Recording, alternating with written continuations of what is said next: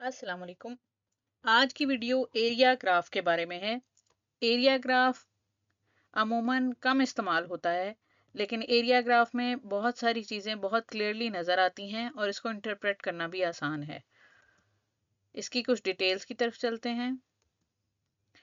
Area graph में SPSS आपको दो ऑप्शंस देता है, सिंपल एरिया ग्राफ और stacked area graph. Simple area graph की शक्ल कुछ इस तरह से होगी। इसमें एक्स एक्सिस पे आप कैटेगोरिकल वेरिएबल लेंगे, यानी कैटेगरीज होंगी, जबकि वाई एक्सिस पे आप कॉन्टिन्यूस वेरिएबल लेंगे। इसमें आप मीन अमूमन लेते हैं जो कि वाई एक्सिस पे होगा। इसको ड्रॉ कर लेते हैं। ये आपके सामने एसपीएसएस फाइल है। इसमें हम ग्राफ्स की ऑप्शन को चूज करेंगे, उसके बाद चार्ट बिल्डर की ऑप्शन को चूज करेंगे। अब आपके सामने एक डायलॉग बॉक्स है। इस डायलॉग बॉक्स में आपके सामने बार, लाइन और इस तरह से डिफरेंट ऑप्शंस दी जा रही हैं। डिफॉल्ट में बार ग्राफ होगा। आप उसके नीचे थर्ड ऑप्शन चूज करेंगे जो कि है एरिया की। अब एरिया में आपके पास दो ऑप्शंस हैं, सिंपल एरिया और स्टैक्ड एरिया। सिंपल एरिया हमने ड्रॉ करना है तो हम इसको ड्रैग करके इस डायलॉग बॉक्स में लेकर आएंगे। अब हमारे पास वाई एक्सिस और एक्स एक्सिस नजर आ रहा है। इसमें अपना मतलूबा वेरिएबल लेंगे। जैसे अगर मैं ये चाह रही हूँ कि लेवल ऑफ डिसेबिलिटी के हिसाब से मैं चेक करूं कि पेरेंट्स की एग्जॉस्शन किस लेवल तक जा रही है, तो यहां से मैं पेरेंटल बर्नआउट एग्जॉस्शन स्केल को काउंट में डालूंगी। अब मेरे पास ये दोनों वेरिएबल्स सामने आ गए हैं।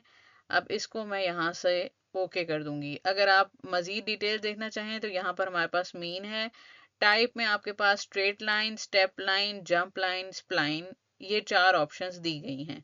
फिलहाल मैं स्ट्रेट लाइन का ड्रॉ करके दिखाती हूँ आपको, उसके बाद मैं आपको स्प्लाइन का भी ड्रॉ करके दिखा दूंगी। यहाँ से आप इसको ओके कर देंगे। अब ये ग्राफ है। इसमें नजर आ रहा है कि माइल्ड, मॉडरेट, सिवियर, प्रोफाउंड, चारों किस्म की जब डिसेबिलिटीज होती हैं तो पेरेंट्स का बर्नआउट तकरीबन सेम होता है, यानी कि वो 20 to 25 मीन के दरमियान लाई करता है। अब इसी ग्राफ को अगर मैं स्प्लाइन के हिसाब से बनाना चाहूँ तो उसमें ज़्यादा फर्क नहीं आएगा, इसलिए कि ये आपके सामने ग्राफ ऑलरेडी स्ट्रेट लाइन में है।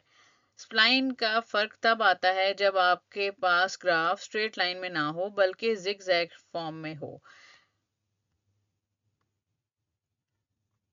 अब हम सेकंड चार्ट की तरफ आते हैं।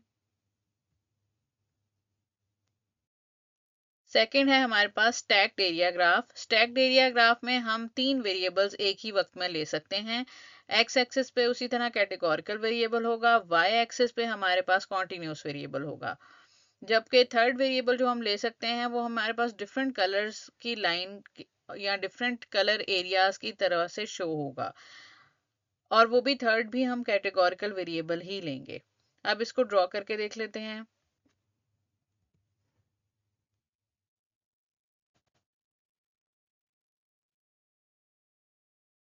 एसपीएसएस फाइल में आप ग्राफ्स में जाएंगे, चार्ट बिल्डर। अब आपके पास इसको आप रीसेट कर लेंगे। अब हम सेकंड ऑप्शन चूज करेंगे जो कि है स्टैक्ड एरिया ग्राफ। इसमें हम ले रहे हैं एक्स एक्सिस पे हम ले रहे हैं जेंडर, वाई एक्सिस पे अगेन पेरेंटल एग्जॉशन ले लेते हैं,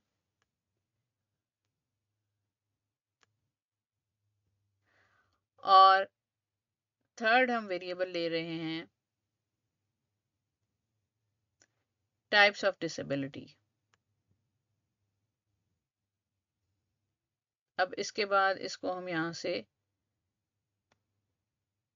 स्ट्रेट लाइन ही रहने देंगे और इधर से हम इसको ओके कर देते हैं। अब ये डिफरेंट स्टैक्स हमारे सामने नजर आ रहे हैं। हमारे पास टाइप्स ऑफ डिसेबिलिटीज बहुत सारी थी और उसके हिसाब से ये स्टैक्स बन गए हैं। विजुअल इम्पेयरमेंट में सबसे कम एग्जॉस्ट होते हैं पेरेंट्स, जबकि सबसे ज़्यादा एडीएचडी में एग्जॉस्ट होते हैं क्योंकि उनका स्कोर, मीन एग्जॉस्शन स्कोर 300 तक गया है। तो इसका मतलब है कि एडीएचडी के पेरेंट्स जो हैं, यानी जिन बच्चों को एडीएचडी होता है उनके पेरेंट्स सबसे ज़्यादा एग्जॉस्ट होते हैं, जबकि सबसे कम एग्जॉस्ट होते हैं विजुअल इम्पेयरमेंट के हवाले से। मेल और फीमेल का कोई डिफरेंस नहीं है। मेल में स्लाइटली हाई स्कोर्स हैं, वो भी ADHD के हैं, जबकि बाकी स्कोर्स मेल और फीमेल के सेम हैं। अब ये आपके सामने एक स्टैक्ड एरिया ग्राफ है, जिससे आपको बहुत आसानी से समझ में आ रहा है कि क्या डिफरेंसेस है। इसको इंटरप्रेट करना भी आसान है।